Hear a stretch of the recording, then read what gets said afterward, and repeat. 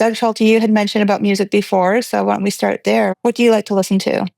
Yeah, I've been a huge music fan for many years, have a pretty voracious appetite for a lot of different kinds of music. And I think it's an inspiration to me. I have it on I've always, like when I was in college, studying at work. I mean, I always have tried to have music on in the background. I'm just not one of those people that I can't focus if I have music on. If I have people talk like podcasts or something like that, I wouldn't be able to do anything else. But with music, I can still have it on. But especially with my art, it motivates me, it gets me Yeah. going. This spectrum of stuff I listen to is so broad that it's sort of hard to really narrow in. I would say over the years I've gravitated towards stuff that runs a little toward the obscure. So things that are non kind of mainstream. I listen to probably mostly what would sort of broadly fall within the rock genre as Mhm. kind of like an overarching genre. But within that, there's a lot of little like subgenres. So it'd probably be more of what people would call indie or alternative.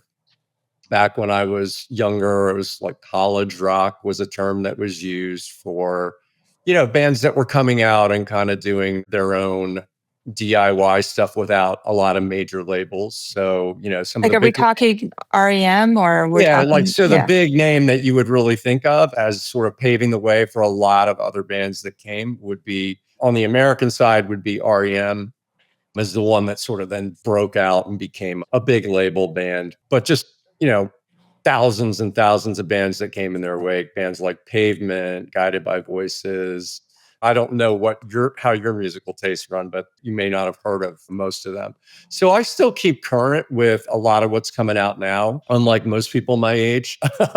So I think for the last 25 or so years, curated a year's best list, like a lot of music magazines and publications do. So I kind of do my own version of that. So that kind of pushes me to continue to keep an eye out for things that are coming out, hear a lot of new things that I otherwise wouldn't be likely to expose myself to. It's a lot easier now with streaming. I have a streaming service and I can listen to pretty much anything that's ever released anywhere in the world. So that's great. But just broadly to cover the rest, jazz, classical, really depends on electronic, really depends on my mood. Yeah. Yeah. So how do you curate your yearly list? Do you have like playlists?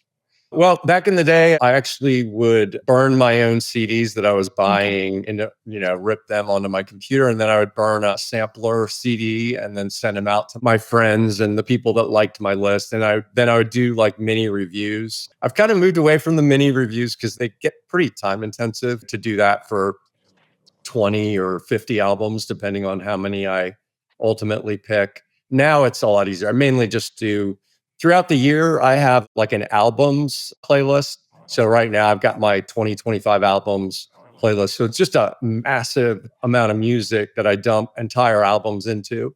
And that's a lot of what I'll play then throughout the year. I'll just have that on shuffle and be hearing selections of all these different albums that I put in there. And I find them mainly through a couple different sites that I use to kind of see what's coming out.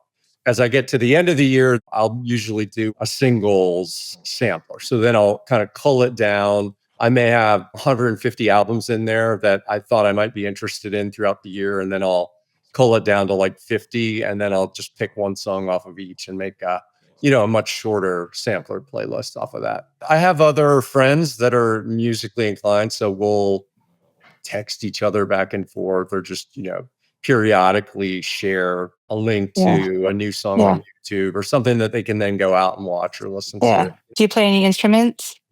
I don't. I had my next door neighbors were both musically talented growing up. So like middle school on up through, high school and college. The older of the two brothers became my best friend, Yeah. basically. So I went off to college one place. He was actually back in Northern Virginia attending school here. So I'd see him when I would come home.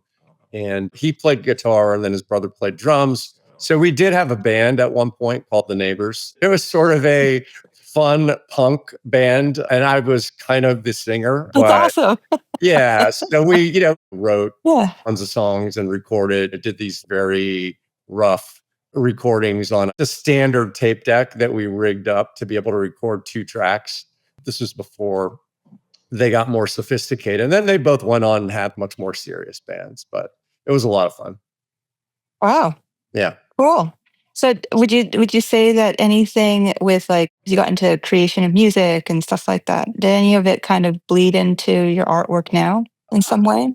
The spirit of it, I think, for sure. Yeah. I mean, that was honestly just the kind of freewheeling, don't Kind of a really worry about. kind of a punk feel to Yeah, your very, work. it had a Yeah. very, yeah, it had a very punk feel. I Mm. still, think about that energy. I try to bring that energy into my visual art.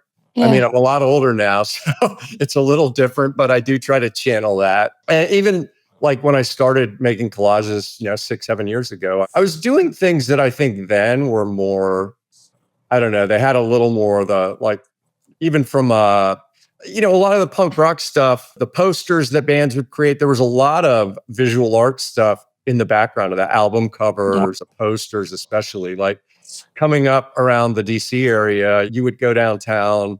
The 930 Club was the big Mm. club back then, but it started as a much smaller club in terms of just the actual venue itself. It was a pretty small space, but you would just see these like cool flyers all over, pasted up all over town, and a lot of, just a lot of really Yeah. interesting graphic visual aspects to that as well. So